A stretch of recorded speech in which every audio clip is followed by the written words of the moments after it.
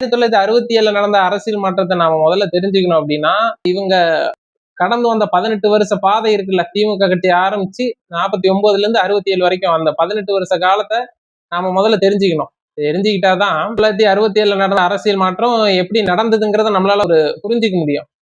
அதை புரிஞ்சுக்கிட்டாதான் 1967 நடந்த அரசியல் மாற்றமும் 2026 நடந்த அரசியல் மாற்றமும் ஒண்ணா அப்படின்னு பாக்குறதுக்கான ஒரு தெளிவான பார்வை நமக்கு கிடைக்கும்னு வச்சுக்கோங்க. திமுக என்பது 1949 செப்டம்பர் 17 ஆரம்பிக்கப்படுது. ஆரம்பிச்ச அடுத்த நாள்ல இருந்தே அது நெருக்கடி தான் சந்திச்சிருக்குது. அடுத்த நாளே கட்சியின் தலைவர் அண்ணாதுரைக்கு கோர்ட்ல தீர்ப்பு வருது. அவர் எழுதின ஆரிய மாயை அப்படிங்கிற புத்தகத்துக்கு 6 வருடங்களுக்கு முன்பாக அவர் எழுதி 17,000 பிரதிகள் விற்பனை செய்யப்பட்டு மக்கள் மத்தியில பிரபலம் ஆயிடுச்ச புத்தகம். அந்த புத்தகம் மக்கள் மத்தியில சர்ச்சையை கிளப்புதுன்னு சொல்லி நீ 500 ரூபாய் அபராதம் கட்டணும். எப்ப 1949 500 ரூபாய் அபராதம் கட்டணும், இல்லைன்னா 4 மாசம் ஜெயிலுக்கு போனோம். அபராதம் கட்ட முடியாது, ஜெயிலுக்கு போறான்னா ஒரு ஜெயிலுக்கு போறாரு. துவக்கம் முதலே நெருக்கடிகள்லையும் ஒடுக்குமுறைகளையும் சந்திச்சுதான் அந்த திமுக நடைபோடுது. அதற்கு பிறகு திமுகவோட அனைத்து கூட்டங்களுக்கும் நாடகங்களுக்கும் தடைகள் விதிக்கப்படுது. சின்ன ஒரு உதாரணம் சொல்லணும்னா, குன்றத்தூர்ல 144 தடை உத்தரவு போடப்படுது திமுக கூட்டத்துக்கு.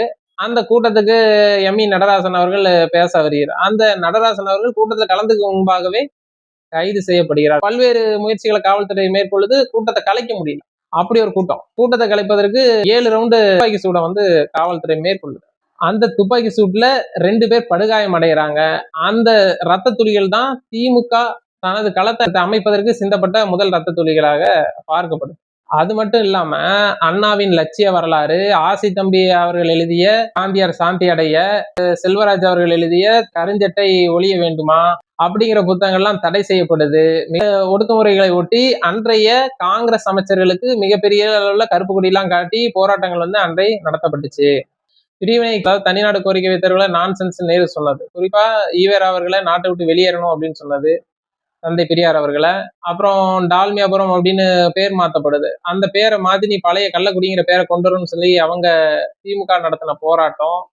அது மட்டும் இல்லாமல் ராஜாஜி அவர்கள் கொண்டு வந்த குலக்கல்விக்கு எதிரான போராட்டம். இது 3 தான் திமுக மக்கள் மத்தியில மிகவும் பிரபலமாக செய்யுது. இது அண்ணாவே சொல்றாரு, இது மும்முனை போராட்டம் அப்படின்னு அவர் குறிப்பிடுறாரு அண்ணா அவர்கள். இது மட்டும் அல்லாமல் அண்ணா, நெடுஞ்செழியன், ஈ.வி.கே. சம்பத், அப்புறம் மதியழகன், எம்.இ. நடராசன் இவர்கள் அனைவரும் அறிவகத்துல வச்சு கைது செய்யப்படுறாங்க. கைதை கண்டித்து அன்று முதல்வராக இருந்த ராஜாஜியின் வீட்டு வாசல் முன்பு தினமும் 30-40 திமுக கட்சியை சார்ந்தவர்கள் ஒன்று கூடி போராட்டம் நடத்திருக்காங்க. அவர்கள் கைது செய்யப்படவே வெளி மாவட்டங்களில் இருந்தெல்லாம் அந்த போராட்டத்துல பங்கெடுத்திருக்காங்க அப்படின்னு வரலாற்று ரீதியா சொல்லப்படுது.